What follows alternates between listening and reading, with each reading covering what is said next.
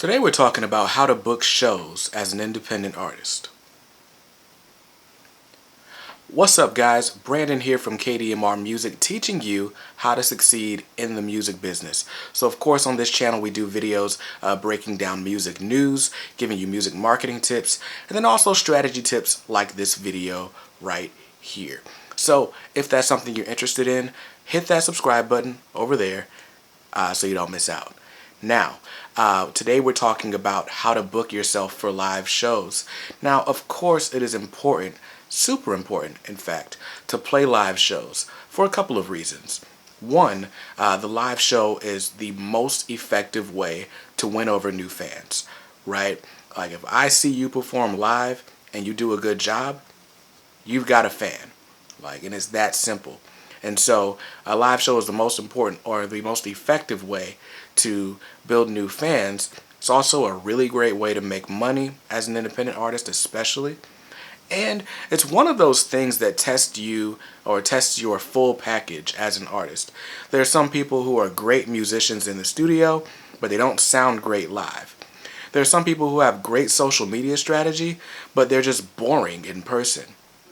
So your live show is one of those things that puts on your full ability as far as your talent and then of course your personality.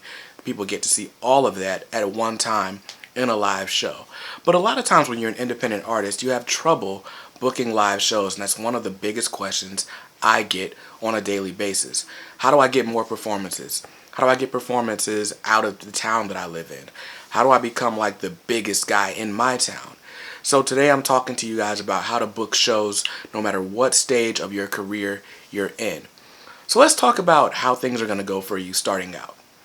If you are just getting started in your music career, you're basically starting from ground zero, no fans, no money, no big popular song out or anything like that, you're at the bottom of the totem pole, right? And so you're going to start out performing at open mics, at artist showcases, coffee bars, basically anywhere you see a sign that says, hey, we need performers.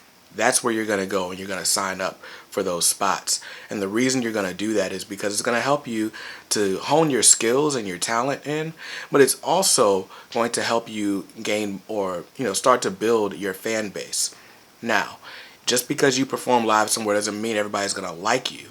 But you can start to get real feedback. You can see how people react to certain songs. And this is the time to test ideas out, at open mics, at these showcases where there's not a lot at stake. You're just trying to get yourself out there, get a feel for what people like and what they don't like. Now, what's going to be important to help you get to the next level is building a fan list. Now, of course, the whole reason you're playing live, there's two reasons you would play live. One is to make money, and two would be to get more fans. Ideally, and as we get into the next couple of stages, you'll be able to do both at the same time. But starting out, you are only going outside to get more fans and bring them back to your world. So, you're going to want to make sure that no matter where you're performing, you bring a piece of paper, an iPad, whatever it may be, and you're telling everyone you can about your email list. It doesn't have to be like some kind of harassment thing, but just between songs. You need things to talk about anyway. So, hey, that was my song, Tulips and Daisies, off my new album, The Flowers. You can buy it on iTunes, but I'd love to hear from you and send this to you personally. So sign up for my email list, and you'll get the first 5 songs for free. That's all you got to do. Do something like that from the stage, and I guarantee you'll get 1 or 2 people that are actually interested enough, as long as your music's good, to download it and to, get on your email list. And that email list is going to be a powerful tool getting into the next step. Because as you start to build a fan base, you're going to be able to reach out to promoters, booking agents, venue owners by yourself. Reach out to them directly. And when you start performing live for money as opposed to just to build a fan base, the biggest thing is your draw. That's what everyone wants to know from you. How many people, if I put you on a show, if I put your name on the door, how many people are going to come into my establishment, buy drinks, buy food, spend time, and have a good time, right? And so no matter what type of venue you're playing, that's the number one question on the promoter's mind. And that's why it's so important for you to build your fan base early in your career. So then you can reach out to that venue owner, send them a cold email and say, hey, my name's Brandon. I represent the band Brandon and the Bandits. And we're a progressive rock band. We sound like AC/DC with a mix of Nirvana, whatever it is. I don't know about any of this stuff. But we sound like those things. And we usually draw around 100 people in the Raleigh area. Now, that's going to be exciting for that club promoter because his bar only holds 65, right? And so if you say, I usually draw 100 people, he's like, okay, you're going to fill my place up. They're going to be buying drinks all night. This is going to be great. So you're going to reach out to those venue owners. And again, this is the second step. And you're going to start getting booked for shows. Now, what's important about that is documenting your journey from the open mics all the way on to the last step that we're going to discuss in a minute. You know, you want to have pictures taken. You want to include all these things as a part of your press kit because you're going to use your press kit, your bio, your website, and all of that when you reach out to the venue owners because all that's going to be included. So just to clean up all this information, you're going to want to pitch that venue owner. And if you want to know more about pitching someone, I actually did a video about the perfect cold pitch. And there's actually a free template that you can download. And I'll link to that in the description of this video. But you're going to pitch basically you're going to say a couple of things. You're going to introduce yourself, say how many people you can draw because of course that's what they're interested in, and then link to your supporting information, your website, your press kit, your social media, all these things that they can look at as evidence that you are who you say you are. And before you know it, you're going to have a long list of venue owners, booking agents, talent buyers that, know who you are and would open or would answer the phone when you call them and would love to have you back at their venue anytime. Now, that type of reaching out is what's going to help you throughout the majority of your career until you get to like really, really big superstar levels. Maybe not even superstar, but just when you become like a mainstream or a household name, that's when you'll move up to this last step. And that is just hiring a booking agent.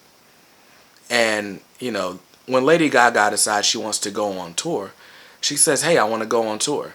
She's not calling every single venue owner. She's got someone that does that for her. That person is a booking agent. A booking agent is someone who has relationships with all the venue owners, the major concert venues, and not even just major venues, but small clubs and everything like that, everything in between, all up and down the country and some people even across the world. And what that booking agent does is says, hey, my artist is planning a tour. They can draw this many people in your city. They're basically doing the same thing you were doing in that last step, but they're doing it on a bigger scale.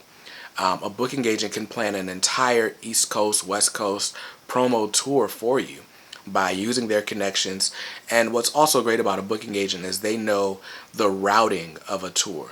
So they know it makes sense for you to go from Miami to Fort Lauderdale to Atlanta to Raleigh to Richmond to DC and so on. They know the proper steps and the most logical, so you're not going to be zigzagging all across the country and losing money in gas and airline fees and things like that.